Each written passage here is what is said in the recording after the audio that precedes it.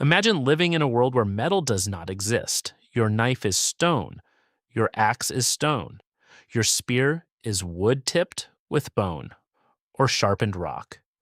Then, one evening, you find something strange. It is small, heavy, maybe yellow, maybe reddish. And when you strike it against another rock, it doesn't shatter. It bends. You hit it again, still intact. Now you have a problem because you have just found something that does not behave like stone.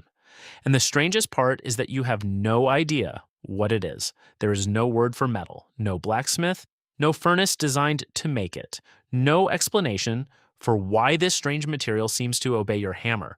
But someone, somewhere, kept experimenting. And that is where the story of metal really begins. Because humans did not wake up one morning and decide to invent metallurgy. They had already spent hundreds of thousands of years learning one thing extremely well: fire changes things.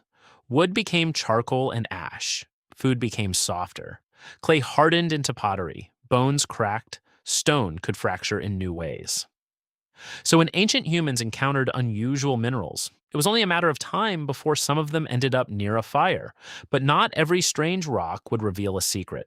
Most would remain exactly what they appeared to be: rock. And that makes the first discovery even harder to explain, because some metals can actually be found in nature in their metallic form. Gold could appear as bright pieces in river sediments, native copper could occur as reddish metallic masses, and iron could occasionally arrive from somewhere far more mysterious: the sky. A stone that fell from the heavens could contain metal, unlike almost anything found on the ground. Imagine watching one crash into the landscape. You pick it up. It is unusually heavy. You strike it. Instead of breaking, it dents. And suddenly, the ancient world contains a material that seems almost impossible. But finding metal was only the beginning. The real mystery was far harder. How do you get metal out of an ordinary looking rock that doesn't contain a visible piece of metal at all? And that discovery would require humans to push fire further than they had ever pushed it before. But before humans could learn to pull metal from ordinary rock, they had to discover something even more important. Not every metal announces itself. Gold was easy to notice. Copper, when it appeared naturally, could reveal itself with a strange reddish shine. But many of the metals that would eventually transform civilization were hiding inside minerals that looked completely worthless: a dull green stone, a reddish lump, a heavy black rock. To an ancient hunter, these were just pieces of the landscape. But humans were already experimenting with fire, and somewhere along the way, one of those ordinary looking minerals ended up in a fire hot enough to change it. We don't know exactly where the first successful experiment happened. We don't know who performed it. There is no ancient inventor whose name we can attach to the moment. What we have instead are clues. Ancient copper production appears thousands of years after humans first began working naturally occurring copper, and evidence from early smelting sites shows something extraordinary. People were deliberately heating mineral-rich material to produce metal. That meant someone had noticed a pattern. Certain rocks went into the fire, and something different came out. Imagine watching that happen for the first time. The stone you placed into the furnace is gone. In its place is a small glowing mass of copper. You hammer it. It doesn't crumble. You heat it again. You hammer it again. And suddenly, the material can be shaped. A piece of rock has become something useful. But there was a catch. The process required much more control than simply throwing rocks into a campfire. The fire had to become hotter. The fuel had to burn differently. The minerals had to be chosen carefully. And eventually, humans began building enclosed furnaces that concentrated heat instead of letting it escape into the open air. This was a massive leap because now humans weren't merely using fire. They were beginning to control the conditions inside it. And once they learned that different fires produced different results, an entirely new world opened up.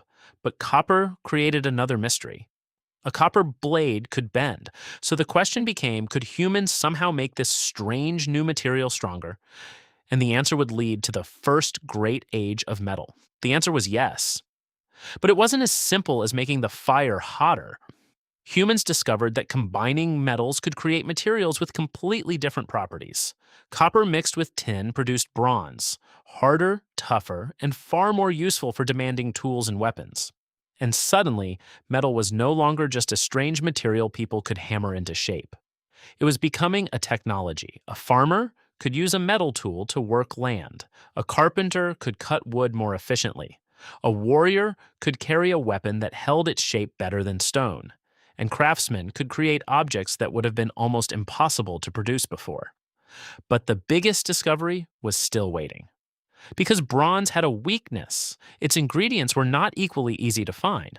Copper was relatively widespread. Tin was much rarer. That meant every society that depended heavily on bronze faced a strange problem. What happens when the material you need comes from somewhere far away? Trade routes had to connect distant regions, or had to be mined, transported, exchanged, and transported again. And somewhere beneath the feet of many of these same people was another metal: iron. There was just one problem. Iron ore doesn't usually look like metal. It looks like dirt, stone, or reddish earth. And unlike naturally occurring copper or gold, useful metallic iron almost never sits waiting on the surface. Getting it out required a furnace capable of creating an environment humans had never deliberately engineered before. They needed intense heat, charcoal, controlled airflow, and something even more important: patience. Inside the furnace, the iron ore would not simply melt into a shiny pool. Instead, gases produced by the burning charcoal would gradually strip oxygen away from the iron compounds. The rock would change, slowly, hidden inside the furnace, and when the ancient metalworker finally broke it open, they wouldn't find a beautiful liquid metal waiting for them. They would find a dark, ugly, spongy mass. It looked almost nothing like the metal we imagine today. But then came the hammer. Strike after strike. The trapped impurities began squeezing out, the porous mass became denser, and beneath the blackened surface was something astonishing: metal made from stone. We may never know the identity of the first person who watched that transformation happen, but that person had unknowingly crossed a boundary. For hundreds of thousands of years, humans had learned to use what nature gave them. Now they had discovered something much more powerful. They could take one material and deliberately turn it into another. That idea would eventually lead from primitive furnaces to swords, plows, machines, railways, skyscrapers, and the modern world. The first metalworker wasn't simply making a tool, they were discovering a new rule of nature. The world around us could be transformed.